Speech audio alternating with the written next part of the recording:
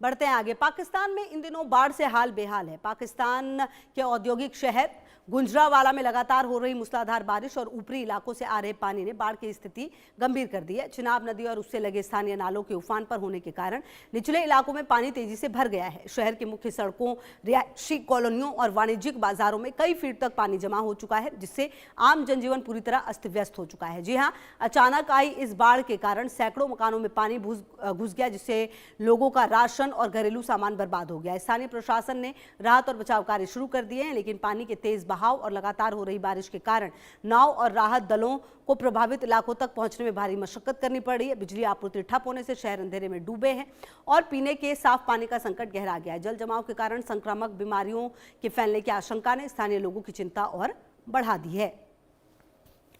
तो कुल मिलाकर आपको बता दें कि पाकिस्तान में बाढ़ से हाहाकार होता हुआ नजर आ रहा है और कई जगहों पर तेज बारिश के बाद बाढ़ की स्थिति नजर आई है और इस बाढ़ की स्थिति ने जो वहाँ के लोग रहते हैं उनके लिए परेशानियां और बढ़ा दी हैं।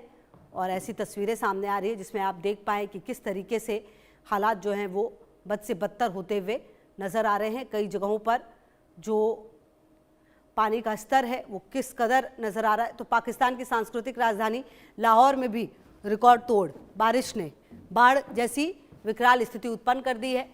रावी नदी के जलस्तर में हो रही अप्रत्याशित बढ़ोतरी ने लाहौर के तटीय और निचले इलाकों के लिए गंभीर खतरा पैदा कर दिया है। शहर के शाहदरा, गुलबर्ग और पुराने लाहौर के कई हिस्सों में पानी भर जाने से यातायात व्यवस्था पूरी तरह ध्वस्त हो गई है। सड़कें नदियों का रूप ले चुकी है।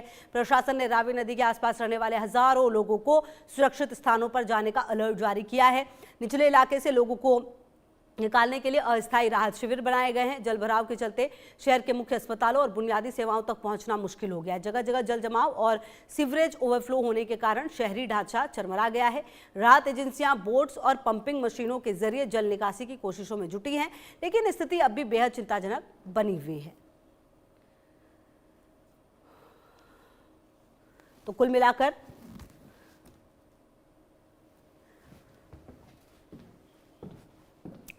तो पाकिस्तान में जो हालात हैं वो काफ़ी खराब नज़र आ रहे हैं।